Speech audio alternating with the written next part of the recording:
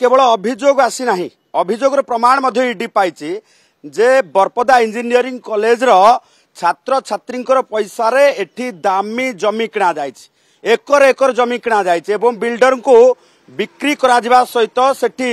apartment एवं duplex project करा जाइछि जेउथिरे कॉलेज रो कोनोसी इनकम मध्य आसी नाही तबे कॉलेज पैसा रे ए हेरफेर काहेकी कोटी कोटी टंकार एभली जमी किणा जाइछि काहा इशारा रे किणा जाइछि एवं परवर्ती समय बालांस शीट रे काहेकी देखा जाय नाही ये समस्त खबर ओटीवी रे मध्य प्रसारण करा जाइछि एवं आ गुटे प्रमाण आमे देखैबा ये जो दामी गाड़ीटी वर्तमान छिड़ा हैछि एठी ईडी सामने जदि देखा जे ये जो दामी गाड़ीटी छिड़ा है ये दामी गाड़ी हूँ प्रमाण ये दामी गाड़ीटी जड़े बिल्डर ना रे प्रयास कांति सामल किणी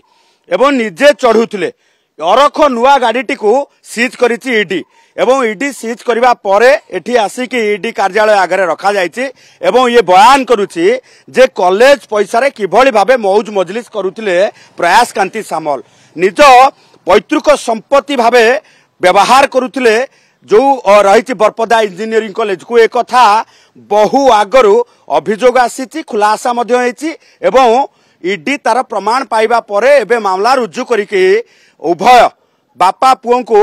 वर्तमान संपूर्ण भावे गोटे पर्याय पर पर्याय क्रमे जेरा करुछि गत 28 तारिख रे विधायक प्रफुल्ल सामल आसीथिले ईडी रे 8 घंटा धरी जेरार सम्मुखीन होइतिले कारण से मध्य पूर्व गणमाध्यम आगे कहितिले जे तांकर कोनोसी संपृक्ति नाही से इंजीनियरिंग कॉलेज रो अब्याहति नै सारिछंती किंतु ईडी मध्य प्रश्न करितिला अब्याहति केबे नेले दुर्नीतिर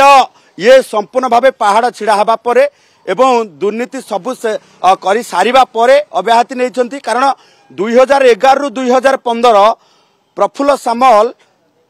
जो भली भावे बरपदा इंजीनियरिंग कॉलेज रो चेयरमैन भावे थिले से समय लुलु सामल अर्थात प्रयास कांति सामल सेठी भूमिका कौन थिला से समय भूमिका यह थिला जे बालांस शीट को किभली भावे बालांस करा जिवो कारण जो भली भावे वार्षिक ऑडिट हुए से ऑडिट धरा पकई देथिला जे लुलु सामल किभली भावे कॉलेज ना रे दामी गाड़ी किणंती